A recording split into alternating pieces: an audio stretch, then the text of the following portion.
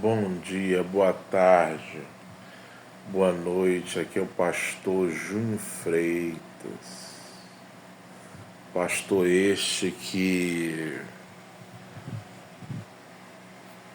a gente foi.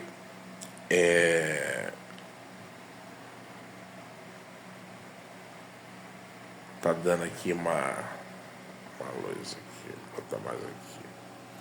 Pois bem, a gente foi experimentado, né?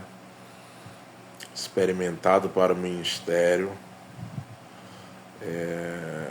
E chegamos preparados aqui para levar a palavra, o melhor da palavra de Deus para você, sem custo algum. De graça eu recebi, de graça eu vou dar. De graça eu recebi, de graça eu vou dar. Não tem negócio de pedir, me passa um Pix aí. Não. O evangelho nunca teve, nunca precisou disso. Evangelho genuíno e verdadeiro nunca precisou de muito recurso para fazer a obra. Você veja aí, como surgiu a Igreja Apostólica Católica Romana, a Igreja Católica Apostólica Romana. Surgiu dos reinos bárbaros cristãos, que entraram em Roma junto com os godos, os visigodos, os estrogodos, e na medida que Roma ia enfraquecendo, de acordo com as lutas e esses povos entrando no território romano, quando Roma enfraquece totalmente, aí surge os reinos bárbaros cristãos, e ali é o início da Igreja Católica, né? E aí os primeiros 500 anos foi muito bom. A igreja cresceu muito, né? Aí teve aquela relação da igreja, a igreja se uniu com o Estado e começou a cobrar as indulgências. E aí é um período que a gente tem que olhar assim com cautela, porque isso faz parte das limitações humanas. Tem muitas pessoas, né, que dizem assim, foi 1000 anos de atraso, né, no saber, mas na verdade foi um período histórico, né, um período histórico. Logo depois nasce o Renascimento, com Galileu Galilei, com Leonardo da Vinci, que foram homens que, embora o Renascimento estivesse lá, mas ainda estava ainda a influência, aquele efeito da Igreja Católica, né? Aquele efeito todo da Igreja Universal, da Igreja Católica, que católico quer dizer universal, né? E o Renascimento foi uma época que teve muito progresso no saber, na ciência, né? E teve também, um pouco mais próximo da nossa era, né? No ano de 1800 aproximadamente, teve a Escola de Sagres. A Escola de Sagres que surgiu em Portugal. Eles diziam, os europeus, que Portugal era o país mais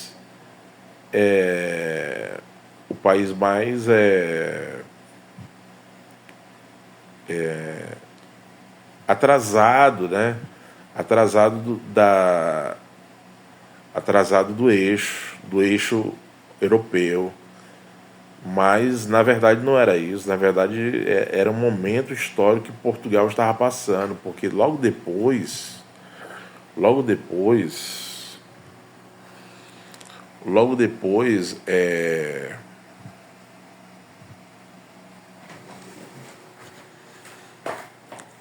logo depois os portugueses criaram a Escola de Sagres. A Escola de Sagres foi criada para que os portugueses começassem a navegar pelo mar, pelo Oceano Atlântico, pelo Oceano Atlântico. E os portugueses entraram no Oceano Atlântico e, como a Terra gira, como você sabe que eles saíram da Europa, né? A Europa, em relação ao Brasil, está do lado esquerdo, em relação aos Estados Unidos, está do lado direito, e eles vieram de caravelas. Para a época, um barco leve e muito eficiente que passou o Oceano Atlântico todo. Navegou o Oceano Atlântico todo e chegou aqui. Só que quando os portugueses chegaram aqui, eles encontraram os nativos, porque índio é que nasceu nas Índias. E eles encontravam os nativos. Os nativos no território brasileiro. Porque índio só se tem na Índia, que é chamado de índio, né? Então aqui eram os nativos da época que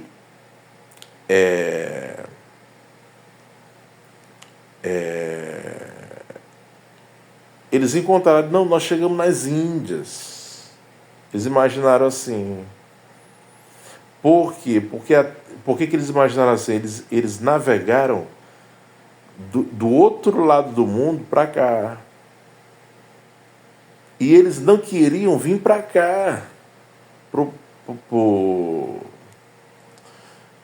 Brasil. Eles queriam ir para as Índias, só que eles não sabiam a rota. Então, eles, ora, se nós chegamos aqui, temos os índios, então nós chegamos nas Índias. Eles pensaram dessa maneira. Mas aí, quando eles navegaram um pouco mais, eles viram que não era nada daquilo.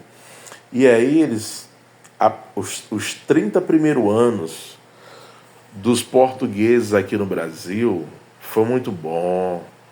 Foi um período de paz, de tranquilidade. O índio cortava o pau-brasil, embarcava no litoral, nos barcos e levava esse material para Portugal. Então os índios que carregavam o pau-brasil, as especiarias droga do sertão, as chamadas drogas do sertão, que era alimentos que podiam dar um toque a mais na comida, para a comida não parecer muito ruim, porque naquela época eles usavam isso aí para não estragar a comida, né? Eles usavam o sal e as especiarias, que eram as drogas do sertão, né? Então, para não estragar a comida. Então aí essas drogas, chamadas drogas do sertão, fazia a comida não estragar. E dava também um outro sabor na comida, já que a comida passava muitos dias, né, eles no navio. Então, veja só, aí depois disso, quando é introduzida a cana-de-açúcar no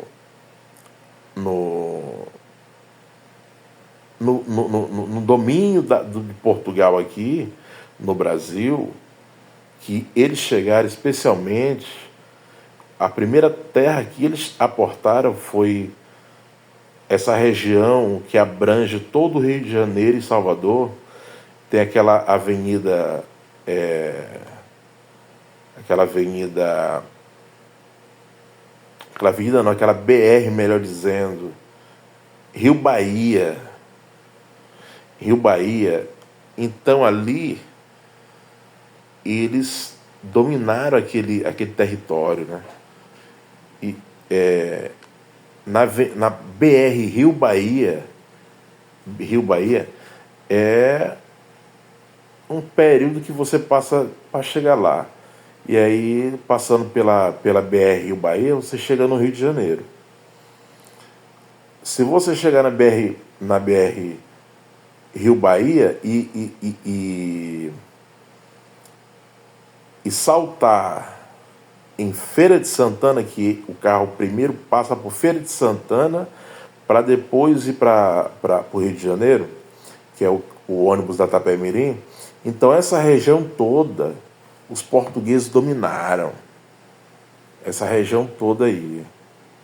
Primeiro a capital foi Salvador, a primeira capital do Brasil, e depois Rio de Janeiro e por fim Brasília. Né? E você vê que demorou muitos anos até chegar ao Rio, né, e chegar em Brasília. Então foi todo um procedimento que fizeram, toda uma sistemática e tudo. Então, para te explicar um pouco sobre a história do Brasil. Né? História do Brasil, que eu já venho acompanhando a história do Brasil há 20 anos. Né? A história do Brasil eu já acompanho há 20 anos. Né? Então, para você saber um pouco mais, você que quer aprender sobre a história do Brasil, né? Sobre história do Maranhão, sobre história, filosofia, é só você assistir esses vídeos aí, que é sem custo nenhum, né, até para democratizar o acesso, para principalmente os negros, os índios, os pardos, né, que possam assistir esse vídeo e anotar, e revisar, e simular também, pedir para alguém elaborar exercício para você fazer e anotar. Porque aprendizado de fato é estudar, revisar, simular e anotar. E isso é aprendizado de fato. Então, que você tenha uma boa noite de